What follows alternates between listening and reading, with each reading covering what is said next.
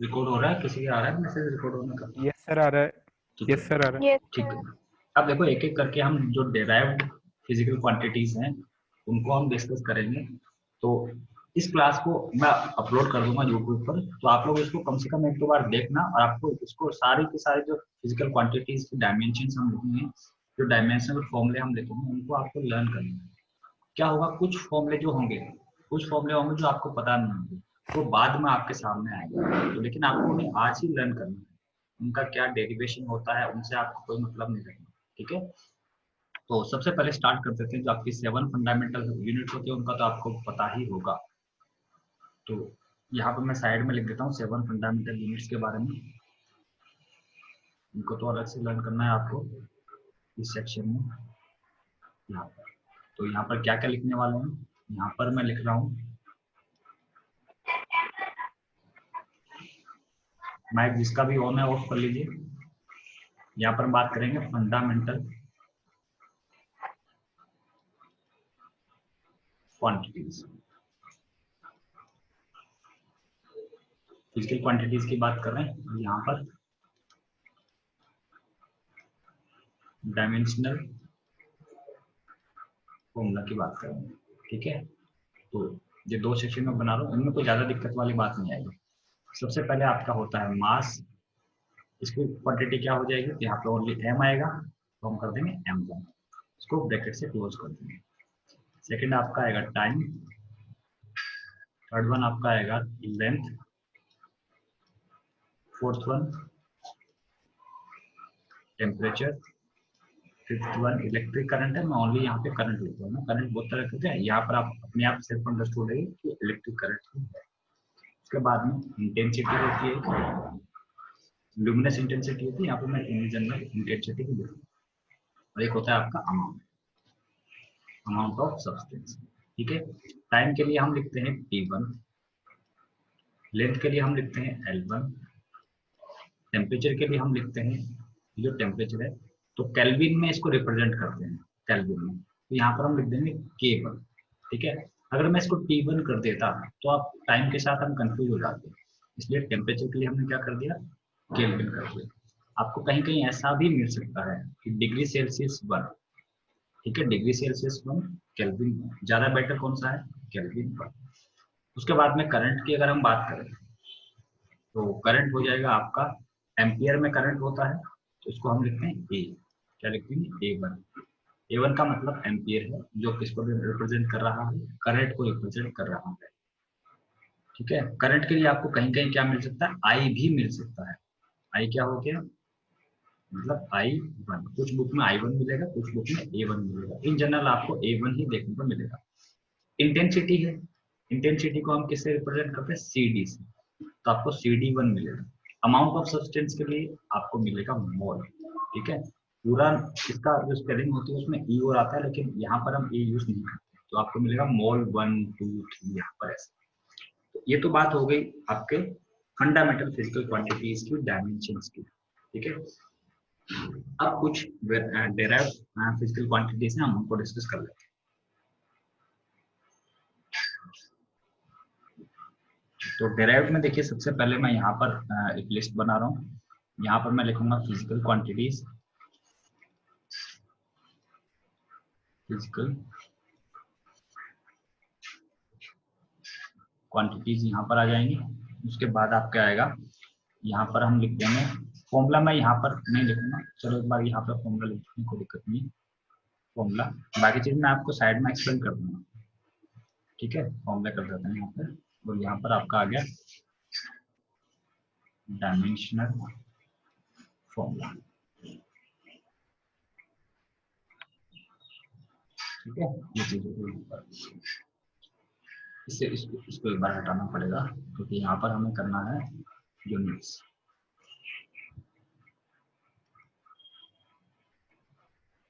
यहाँ पर हम लिखेंगे यूनिट्स के बारे में, और यहाँ पर हम लिखेंगे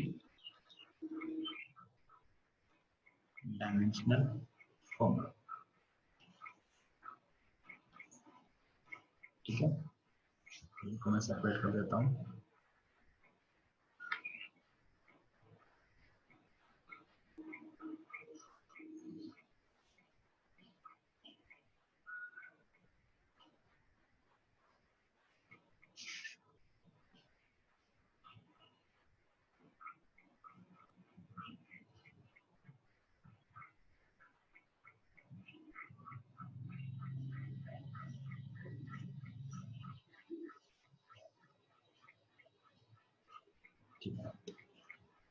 अब ये फंडामेंटल एक बार स्क्रीनशॉट ले लो, आप लोगों को लेना है तो फंडामेंटल वाला पोर्शन में हटा रहा हूँ क्योंकि यहाँ पे चीजें एक्सप्लेन करनी पड़ेगी।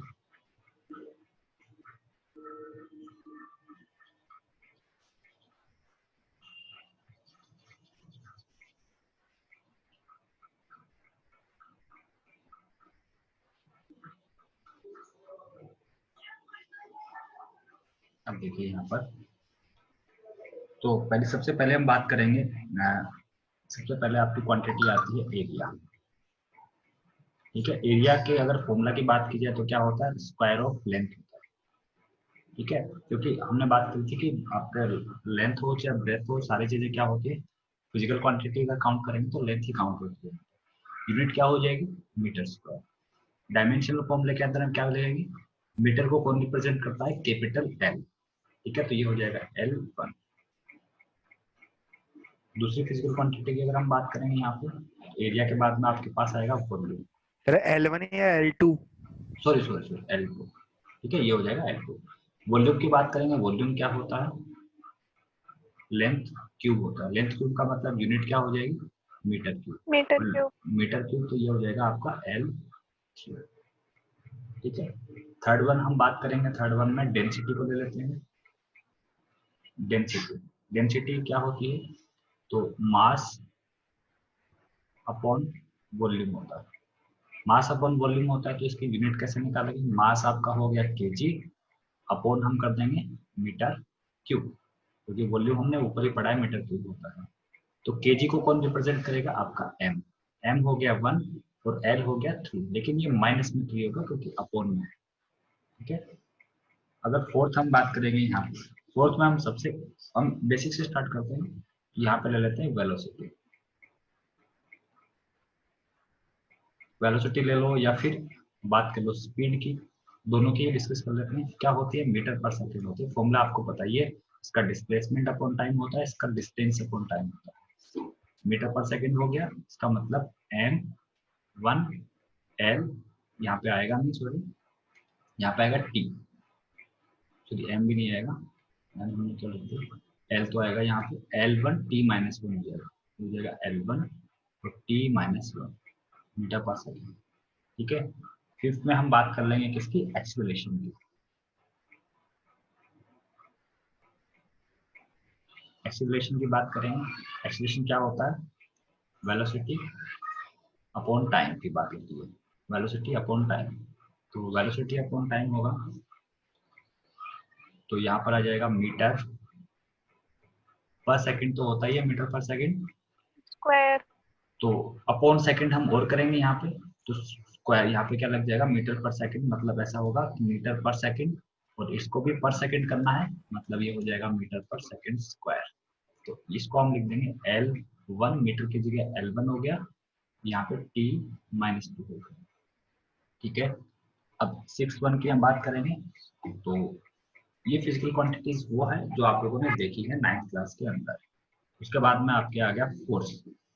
ठीक है, फोर्स सब लोग जानते हैं। फोर्स की मैं यूनिट अगर आप लोगों से मैं पूछूं तो आप लोग बताओगे फोर्स की यूनिट क्या होती है, न्यूटन होती है। न्यूटन। अब इस बात को थोड़ा सा ध्यान से देखना है ना, थोड़ा सा ध्यान से देखना है इस चीज को, कि फोर्स की यूनिट हो गई न्यूटन। ठीक है, कोई बात नहीं, लेकिन न्यूटन क्या होता है, फोर्स की अगर मैं फॉर्मूला लिखूं, फोर्स का फॉर्मूला आप लोगों को पता होगा, मास इंटू एक्सीलरेशन होता है।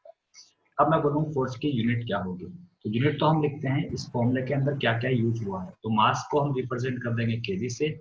एक्सेलरेशन क्या केजी होता है, मीटर पर सेकंड स्क्वायर। हाँ मीटर एक्सेलरेशन पर को, सेकंड स्क्वायर। एक्सेलरेशन केजी आपका मास हो गया केजी, एक्सेलरेशन हो गया मीटर पर सेकंड स्क्वायर। पर ठीक है, सेकंड स्क्वायर। इसका मतलब ये हुआ कि जब भी हमें फोर्स लिखना पड़ेगा तो हम ऐसे लिखेंगे कि 10 केजी मीटर सेकंड माइनस 2। तो इस चीज के रिपीटेशन से बचने के लिए हम क्या करते हैं, इस चीज को ही हम न्यूटन लिखते हैं। जो न्यूटन होता है वो यही होता है, इस बात का ध्यान रखें। इसका मतलब 1 न्यूटन जो होता है वो 1 केजी मीटर सेकंड माइनस 2, मतलब इसका शॉर्ट फॉर्म होती है आपकी न्यूटन। ये जो पूरा लिखा हुआ है ये 1 न्यूटन होता है। ठीक है, तो फोर्स की अगर आपसे यूनिट पूछी जाए तो यूनिट यही होती है और यही होती है, मतलब इसी को न्यूटन बोला जाता है। ठीक है, तो हम क्या लिखेंगे यहाँ पे फोर्स में हम लिख देंगे मास इनटू एक्सीलरेशन। ठीक है, मास इनटू Acceleration. एक्सीलरेशन। तो यहाँ पे क्या हो जाएगा, यहाँ पे हम यूनिट लिखने वाले, यूनिट हम ये लिखेंगे ना कि न्यूटन लिखेंगे, क्योंकि 1 न्यूटन इसी के इक्वल होता है। तो केजी, क्योंकि न्यूटन फंडामेंटल फिजिकल क्वांटिटी नहीं है। न्यूटन क्या है, एक न्यूटन जो होता है, न्यूटन में देखिए कितनी फिजिकल क्वांटिटीज आ रही हैं, 3 फंडामेंटल फिजिकल क्वांटिटीज आ रही है। तो हम यहाँ पे जो लिखते हैं वो फंडामेंटल लिखते हैं। यहाँ पर केजी हो गया, मीटर हो गया और सेकंड -2 हो गया। ठीक है, ये देखो बीच में जो डैश हम यूज कर रहे हैं ना, इसका मतलब माइनस नहीं होता है, इस बात का भी ध्यान रखें। तो यहाँ पर आ गया केजी के लिए हम लिख देंगे m1, मीटर के लिए L1 और T हो गया -2। T-2। ठीक है, उसके बाद में आपका जो 7th होगा वो हम रिप्रेजेंट कर देंगे एनर्जी से। ठीक है, एनर्जी क्या होगी, अब एनर्जी की यूनिट अगर किसी से पूछी जाए तो वो बोलेगा कि एनर्जी की यूनिट होती है जूल। ठीक है, जूल। लेकिन joule is not a fundamental unit. Joule fundamental नहीं है ना। तो फंडामेंटल में क्या होती है एनर्जी की यूनिट, वो हमारे काम में आएगी, क्योंकि जब भी हम डायमेंशन लिखते हैं तो हमें फंडामेंटल यूनिट्स काम में लेनी पड़ती है।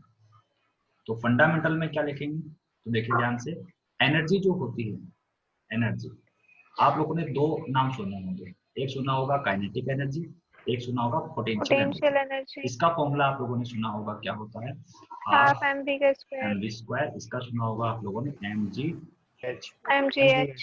अगर मैं हाफ mv स्क्वायर की बात करूं या फिर mg h की बात करूं, यहाँ से हमने देखा कि भाई यूनिट क्या आ रही है। तो देखो हाफ जो होता है, नंबर जो होता है, उसकी कोई भी यूनिट नहीं होती। ठीक है, नंबर केजी की कोई मीटर स्क्वायर पर यूनिट सेकंड नहीं का होती। स्क्वायर। तो mg हो गया आपका केजी, ये हो गया मीटर मीटर स्क्वायर पर पर सेकंड सेकंड का का स्क्वायर। स्क्वायर। तो मीटर का स्क्वायर और पर सेकंड का स्क्वायर। -2.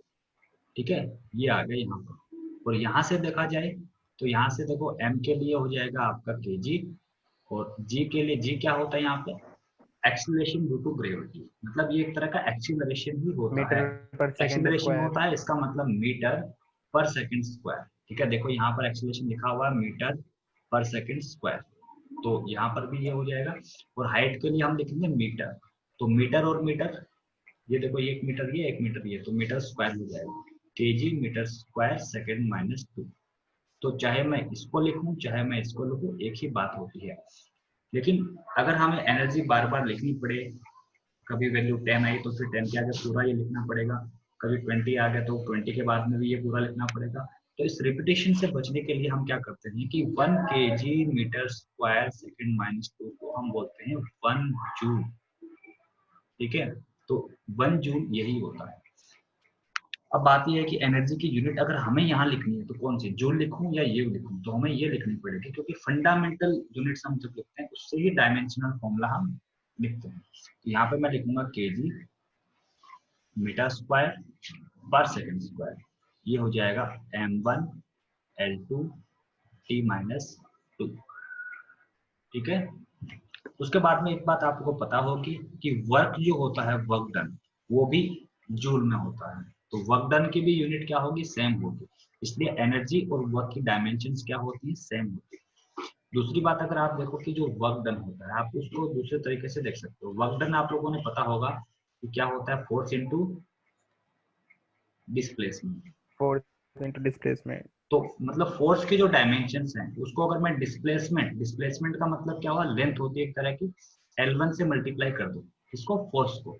तो ये रहा फोर्स, देखो ऊपर फोर्स में m1 L1 T-2 है। अगर मैंने इसको सीधा L1 से मल्टीप्लाई किया तो L2 आ गया। आप ऐसा भी देख सकते हो, इनटू हमने क्या कर दिया, L कर दिया।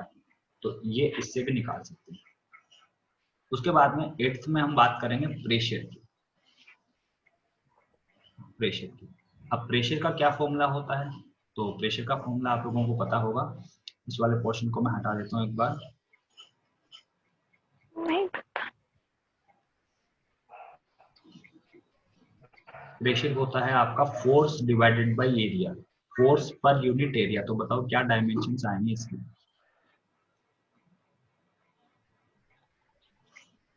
प्रेशर आपका होता है फोर्स डिवाइडेड बाय एरिया। तो फोर्स की सर यूनिट क्या होगी? m1 l -1 t -2। बिल्कुल। तो फोर्स की अगर हम बात करेंगे, फोर्स होता है न्यूटन, लेकिन हम न्यूटन नहीं लिखेंगे, हमें लिखनी है ये वाली यूनिट, क्या, केजी मीटर सेकंड माइनस 2। ठीक है। अगर आप मान लो प्रेशर लिख रहे हो, प्रेशर में आपको फोर्स निकालना पड़ेगा, तो फोर्स आप वापस ऐसे निकाल सकते हो, मास इनटू एक्सीलरेशन से। अपॉन में क्या हो जाएगा, एरिया मतलब मीटर स्क्वायर। अब ऊपर मीटर है, नीचे मीटर स्क्वायर है, तो एम से एम कट जाएगा, नीचे बच जाएगा आपका ओनली एम। मतलब ये हो जाएगा के जी m-1 हो जाएगा, s-2 हो जाएगा। s -2। ठीक है, ये हो गया आपका प्रेशर। अब वापस वही बात कि इतनी बड़ी यूनिट बार बार कौन लिखे, इतनी बड़ी बार यूनिट आपको बार बार ना लिखनी पड़े, तो 1 kg मीटर -1 सेकंड -2 को हम लिख देते हैं सीधे सीधे 1 न्यूटन पर मीटर स्क्वायर। ठीक है, क्योंकि यहाँ से डायरेक्ट देखो ना क्या आ रहा है, न्यूटन पर मीटर स्क्वायर ही आ रहा है, बस न्यूटन को हमने क्या कर दिया, पूरा एक्सपेंड कर दिया। और भी बहुत सारी यूनिट्स होती हैं प्रेशर की, जो हम देखेंगे। इसका एक चैप्टर आएगा आपका सेकंड बुक के अंदर, मतलब सेकंड बुक एनसीईआरटी के अकॉर्डिंग सेकंड बुक है आपके, तो हो सकता है एक ही बुक के अंदर सब कुछ है। जब फ्लूइड मैकेनिक्स हम पढ़ते हैं, वहां पर प्रेशर की बहुत सारी यूनिट देखने को मिलती है। इन जनरल जो ऐसे यूनिट होती है वो क्या होती है, न्यूटन पर मीटर स्क्वायर। यहाँ पर कौन सा फॉर्मूला लिखा जाए, तो यहाँ पर फॉर्मूला जो लिखा जाएगा वो होगा केजी मीटर -1 सेकंड -2। मतलब ये हो जाएगा आपका m1 l-1 t-2। ठीक है, इस बात का ध्यान रखना। उसके बाद में 9 हम बात कर लेते हैं पावर की। ठीक है, पावर क्या होता है आप लोगों को पता होना चाहिए। यहाँ पर फॉर्मूला नहीं लिखा था हमने, वक्त ये हो जाएगा आपका फोर्स अपॉन एरिया, और ये हो जाएगा, यहाँ पर फॉर्मूला लिख देते हैं हाफ mv² या फिर mgh। ठीक है, ये फॉर्मूला हमने लिख दिया। पावर क्या होता है, पावर होता है वर्क डन अपॉन टाइम। ठीक है, वर्क डन अपॉन टाइम होता है, तो वर्क डन अपॉन टाइम हो गया। तो यहाँ पे दोबारा देखिए, वर्क अपॉन टाइम की अगर हम t बात करेंगे, -3 हो जाएगा वर्क बस। अपॉन टाइम की बात करेंगे, तो जो वर्क वाला फॉर्मूला है उसमें टाइम से डिवाइड कर दो।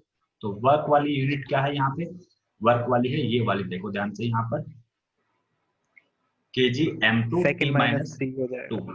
तो केजी में कोई दिक्कत आएगी नहीं, मीटर स्क्वायर में कोई दिक्कत आएगी नहीं, सेकंड में डिवाइड करेंगे तो नीचे सेकंड आएगा तो -3 हो जाएगा।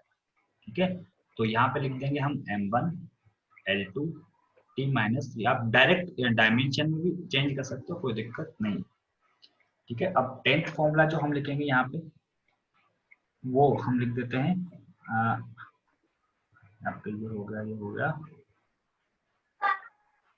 मोमेंटम लिख देते हैं यहाँ पे, मोमेंटम। मोमेंटम, मोमेंटम होता है क्या, mass into velocity. Mass into velocity. Mass into velocity, तो मास हो गया आपका केजी, वेलोसिटी हो गया मीटर पर सेकेंड। तो केजी के लिए यहाँ पे हो गया m1, मीटर के लिए हो गया l1, और s-1 के लिए t-1 हो गया। ठीक है, तो यहाँ तक आप लोग स्क्रीनशॉट लीजिए। 10 फंडामेंटल क्वांटिटीज हमने यहाँ पे डिस्कस कर लिया।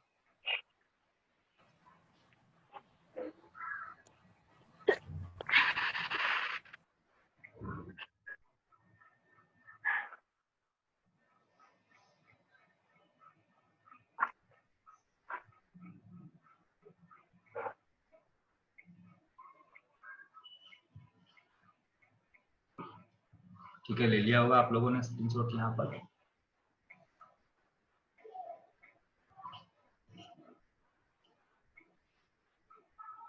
ठीक है, अब थोड़ा और आगे बढ़ते हैं हम लोग। ठीक है, अब कुछ डायमेंशन हम और कर लेते हैं। सबसे पहले हम बात करेंगे करंट की। ठीक है, करंट तो आप लोगों को पता ही है वैसे क्या होता है, A1 होता है। हम बात कर लेते हैं चार्ज की, तो 11 नंबर की बात करेंगे, इलेक्ट्रिक चार्ज। ठीक है, इलेक्ट्रिक चार्ज भी आप लोगों ने पढ़ा है 10th क्लास के अंदर।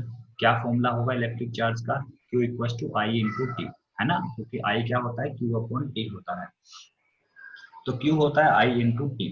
अब मुझे बताओ I को हम किससे रिप्रेजेंट करते हैं, तो अगर बात I ए को हम रिप्रेजेंट करते हैं एम्पियर से, है ना, एम्पियर इंटू सेकेंड हो गई इसके यूनिट, और एम्पियर इंटू सेकेंड इसके यूनिट हो गए, तो डायमेंशन क्या हो जाएंगे, इसके डायमेंशन फॉर्मूला हो जाएगा। एम्पियर के लिए हम लिख देंगे यहाँ पे A1 और सेकंड के लिए लिख देंगे T1।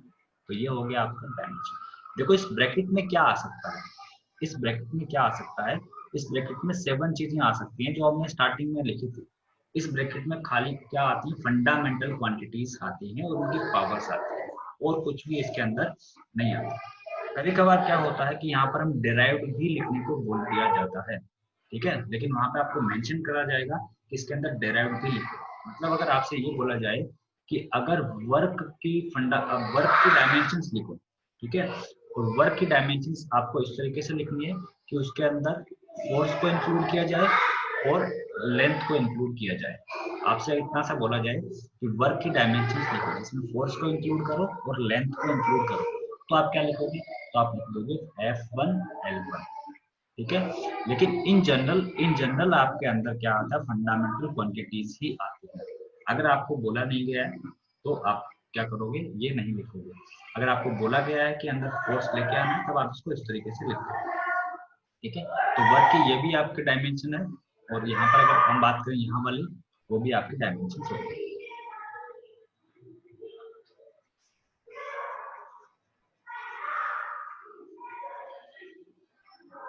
ठीक है, अब नेक्स्ट बात करेंगे यहाँ पर 12 चार्ज, आपका इलेक्ट्रिक चार्ज की हमने डिस्कस कर लिया।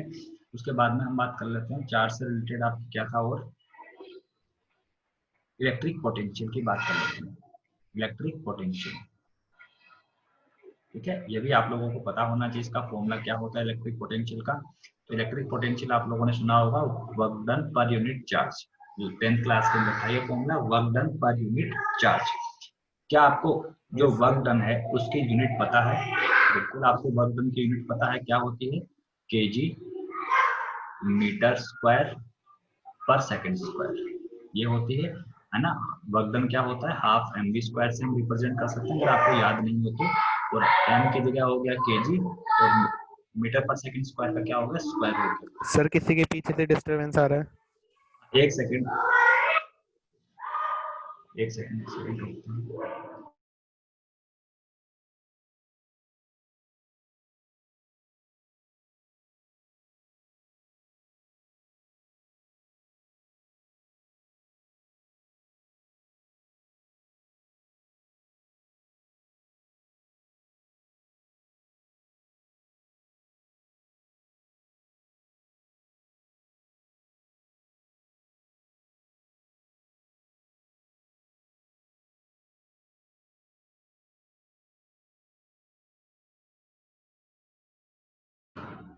आप ठीक है?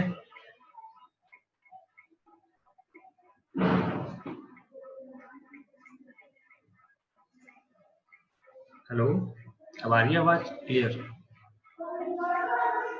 Yes sir. अरे बच्चे लड़ रहे हैं यार। ठीक है, तो अब इसके डायमेंशन हम कैसे लिख देंगे, तो डायमेंशन से पहले हमें यूनिट कंप्लीट करनी है। यूनिट क्या होगी कि अपॉन में चार्ज है, और चार्ज की यूनिट क्या होती है, अभी हम ऊपर देख के आए, एम्पियर इंटू सेकेंड, मतलब एम्पियर इंटू सेकेंड यहाँ पे आ गया, ठीक है। तो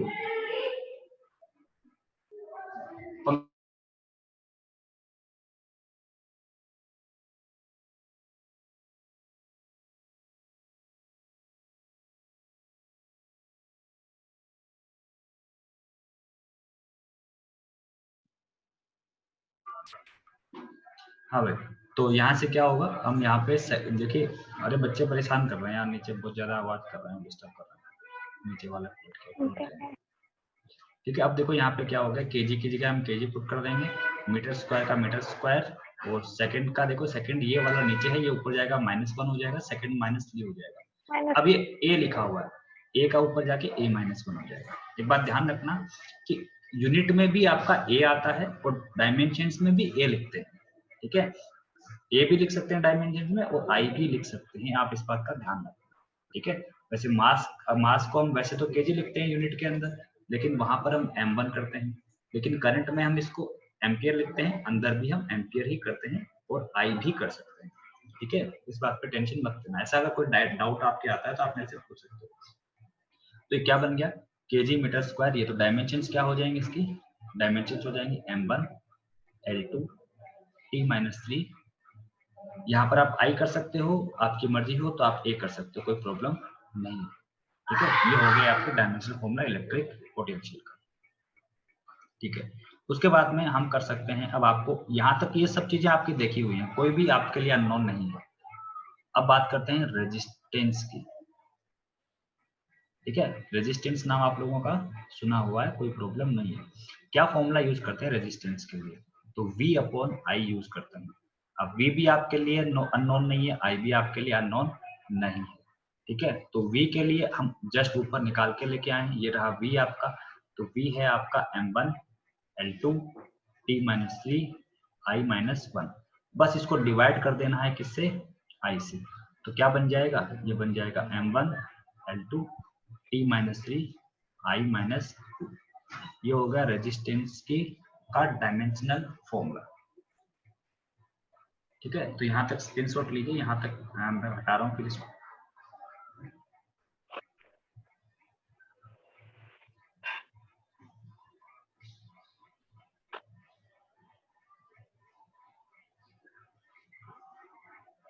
ठीक है, अब देखिए हम ये चीजें हो गई, हमने इतनी चीजें डिस्कस कर ली। अब क्या होगा कि 11th क्लास के अंदर हम जैसे जैसे चैप्टर पढ़ते जाएंगे, आपके पास अगर कोई नई फिजिकल क्वांटिटी आती है तो हम उसको वहीं पे डिस्कस करते हैं। ठीक है, कोई भी नई फिजिकल क्वांटिटी आएगी उसको हम वहीं पे डिस्कस कर लेंगे। ठीक है, कुछ एक क्वांटिटीज और है जिनको हम डिस्कस कर लेते हैं। तो आपको एक चीज पता चल गई होगी कि अगर डायमेंशनल फॉर्मूला हमें लिखना हो तो हमें क्या चाहिए? हमें चाहिए यूनिट। लेकिन यूनिट कैसे निकालेंगे? यूनिट के लिए आपको चाहिए फॉर्मूला। ठीक है, अगर आपके पास फॉर्मूला है तो आप आराम से उसके यूनिट निकाल दोगे और उससे डायमेंशन लिख दोगे।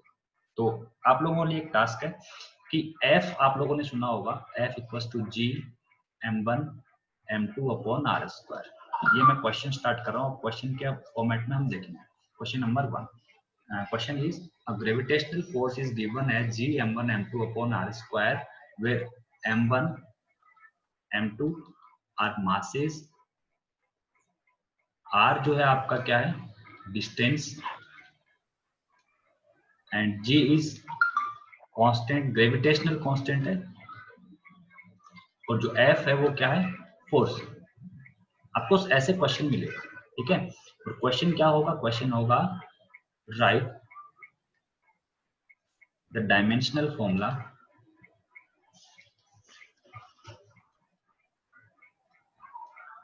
For G। तो G के लिए आपको डायमेंशनल फॉर्मूला निकालना है।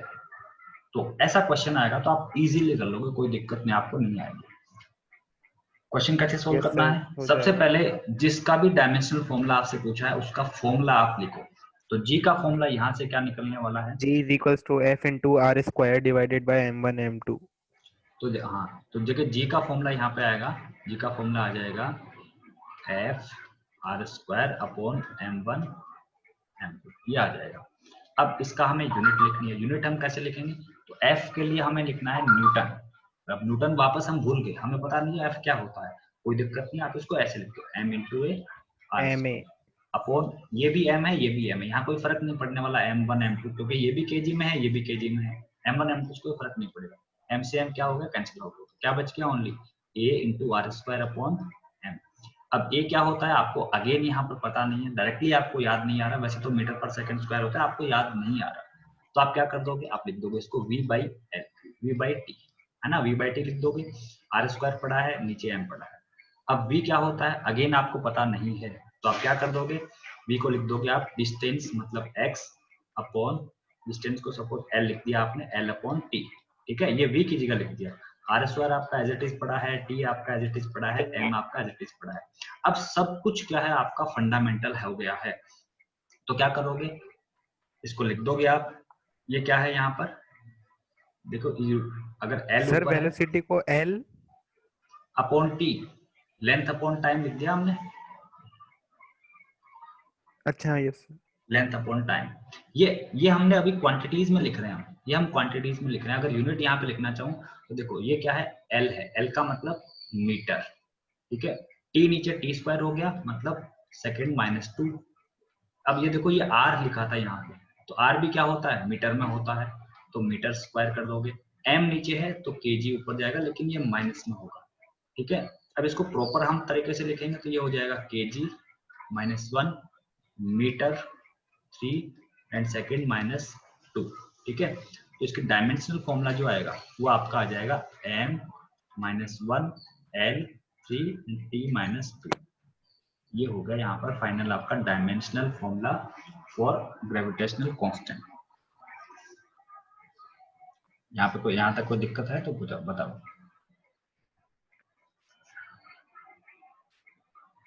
No sir. ठीक है, ऐसे ही क्वेश्चंस आते हैं बाद में। अब एक क्वेश्चन आपके लिए और है, इसको मैं हटाता हूं यहाँ से। एक क्वेश्चन है आपके लिए कि फाइंड द डायमेंशनल फॉर्मूला